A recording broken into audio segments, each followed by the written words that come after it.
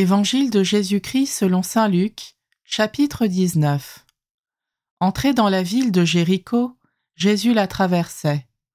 Or il y avait un homme du nom de Zachée, il était le chef des collecteurs d'impôts et c'était quelqu'un de riche. Il cherchait à voir qui était Jésus, mais il ne le pouvait pas à cause de la foule car il était de petite taille. Il courut donc en avant et grimpa sur un sycomore pour voir Jésus qui allait passer par là.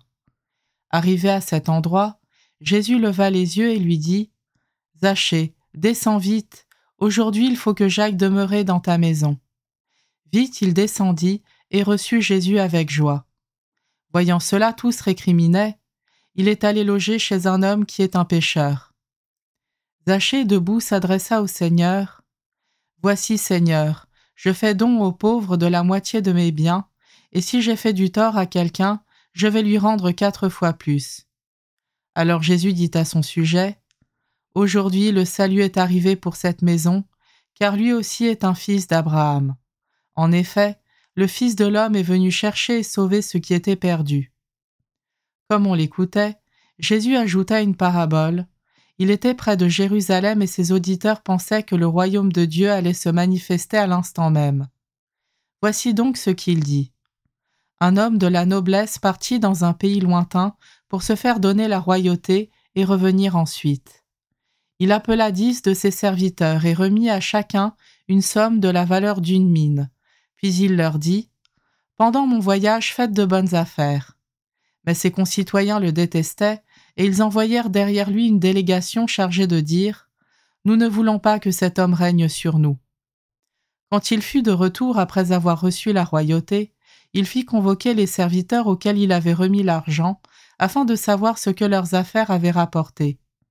Le premier se présenta et dit « Seigneur, la somme que tu m'avais remise a été multipliée par 10. » Le roi lui déclara « Très bien, bon serviteur, puisque tu as été fidèle en si peu de choses, reçois l'autorité sur 10 villes. » Le second vint dire « La somme que tu m'avais remise, Seigneur, a été multipliée par 5. » À celui-là encore, le roi dit « Toi de même, sois la tête de 5 villes. » Le dernier vint dire « Seigneur, voici la somme que tu m'avais remise, je l'ai gardée enveloppée dans un linge.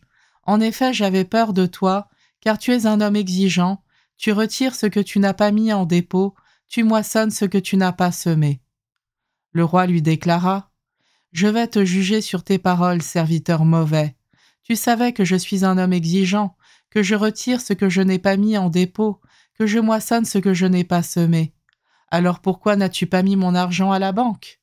À mon arrivée, je l'aurais repris avec les intérêts. » Et le roi dit à ceux qui étaient là, « Retirez-lui cette somme et donnez-la à celui qui a 10 fois plus. » On lui dit, « Seigneur, il a 10 fois plus. » Je vous le déclare, on donnera à celui qui a, mais celui qui n'a rien se verra enlever même ce qu'il a. Quant à mes ennemis, ceux qui n'ont pas voulu que je règne sur eux, amenez-les ici et égorgez-les devant moi. » Après avoir ainsi parlé, Jésus partit en avant pour monter à Jérusalem. Lorsqu'il approcha de Bethphagée et de Béthanie, près de l'endroit appelé Mont des Oliviers, il envoya 2 de ses disciples en disant « Allez à ce village d'en face. À l'entrée, vous trouverez un petit âne attaché sur lequel personne ne s'est encore assis. Détachez-le et amenez-le. Si l'on vous demande pourquoi le détachez-vous, vous répondrez « Parce que le Seigneur en a besoin. » Les envoyés partirent et trouvèrent tout comme Jésus leur avait dit. Alors qu'ils détachaient le petit âne, ses maîtres leur demandèrent « Pourquoi détachez-vous l'âne ?» Ils répondirent « Parce que le Seigneur en a besoin. » Ils amenèrent l'âne auprès de Jésus, jetèrent leur manteau dessus et y firent monter Jésus. À mesure que Jésus avançait, les gens étendaient leurs manteaux sur le chemin.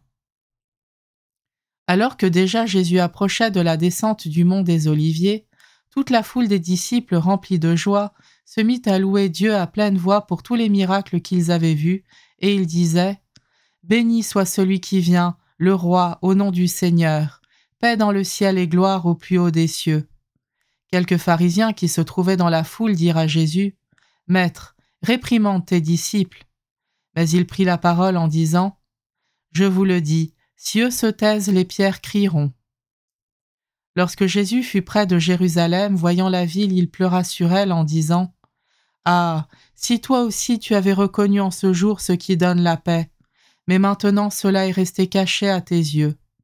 Oui, viendront pour toi des jours où tes ennemis construiront des ouvrages de siège contre toi, t'encercleront et te presseront de tous côtés. Ils t'anéantiront, toi et tes enfants qui sont chez toi, et ils ne laisseront pas chez toi pierre sur pierre, parce que tu n'as pas reconnu le moment où Dieu te visitait. » Entré dans le temple, Jésus se mit à en expulser les vendeurs. Il leur déclarait « Il est écrit, ma maison sera une maison de prière, or vous, vous en avez fait une caverne de bandits. » Et il était chaque jour dans le temple pour enseigner. Les grands prêtres et les scribes ainsi que les notables cherchaient à le faire mourir, mais ils ne trouvaient pas ce qu'ils pourraient faire. En effet, le peuple tout entier, suspendu à ses lèvres, l'écoutait.